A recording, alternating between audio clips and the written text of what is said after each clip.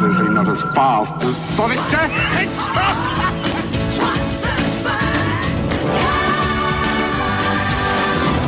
Well, he won't be making a comeback. I guess he just ate Sonic too! Bigger, harder, faster, stronger, more erect. The promise of all sequels, but the reality of so few. It's tough to communicate just how anticipated Sonic 2 was not much more than a year after the first one. It's not like people had been starved of Sonic content for ages, but the marketing campaign and the media coverage got kids everywhere at absolute fever pitch. It was the game to have in the Christmas of 1992, and if you hadn't played it, you wouldn't have much to talk about when you went back to school. This was aided by the refreshed ad campaign for the Mega Drive more generally. The Cyber Razor Cut was introduced this year, the iconic tagline that would go along with the biggest releases on the system for the rest of its relevance.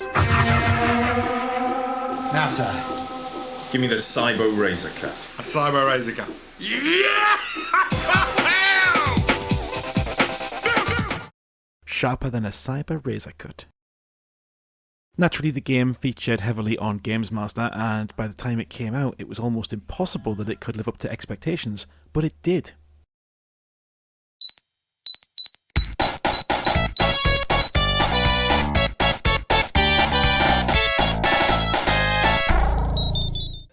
This time the promise of insane speed was fully delivered on, with Sonic's base speed increased, as well as speeding up even more significantly when rolling and when sporting the super speed sneakers. The levels had even more alternative routes too, significantly altering the experience depending on whether you went high or low. Some of those higher routes actually felt like outright cheats, they were so simple, provided you had the speed and momentum to reach them. One big addition though was Tails. It's hard to believe he wasn't always around, but this was his debut.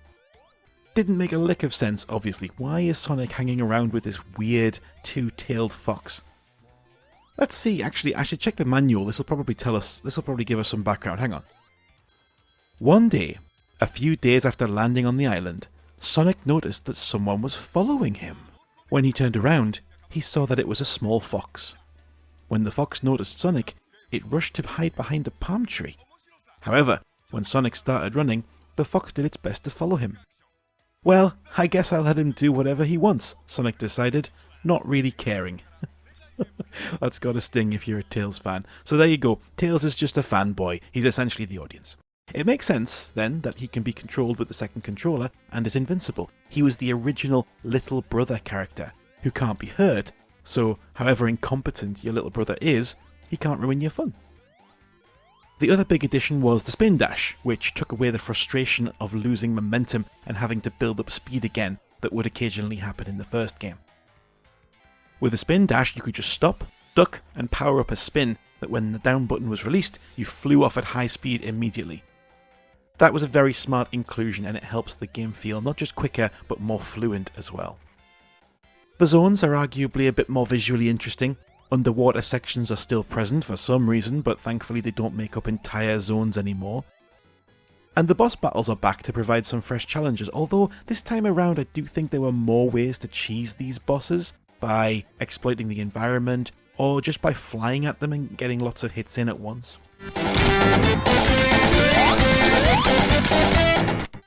There's also now a two-player mode in which you race each other to the end of the stage, not something I ever found super compelling. And there's new special stages that looked more impressive because they seemed all 3D. You didn't have to wait until the end of the stage to get into these either this time round, you just had to get 50 rings and pass a mid-level checkpoint.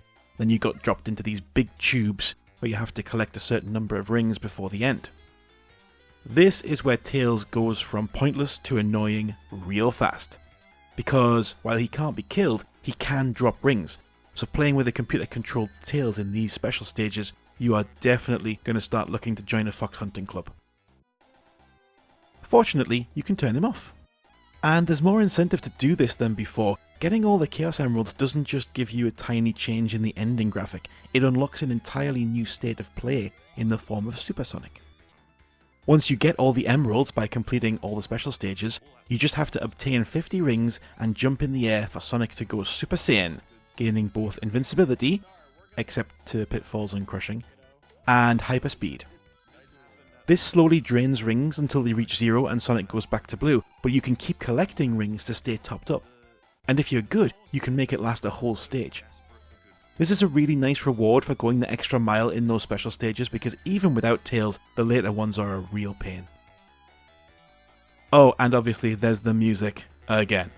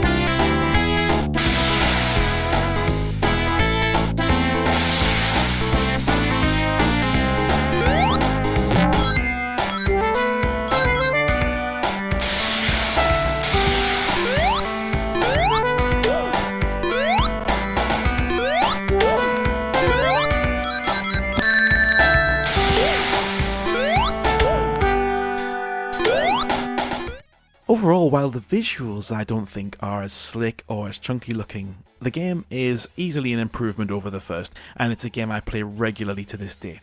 Although, unpopular take, Metal Sonic as a boss is a lazy exercise in rote learning a specific sequence of moves while draining your lives.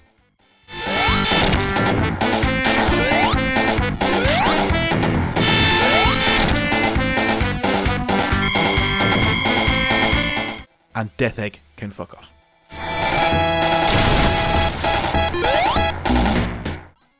But it's still a lot better than Sonic 3, which does not make this list, although the blue blur will return later.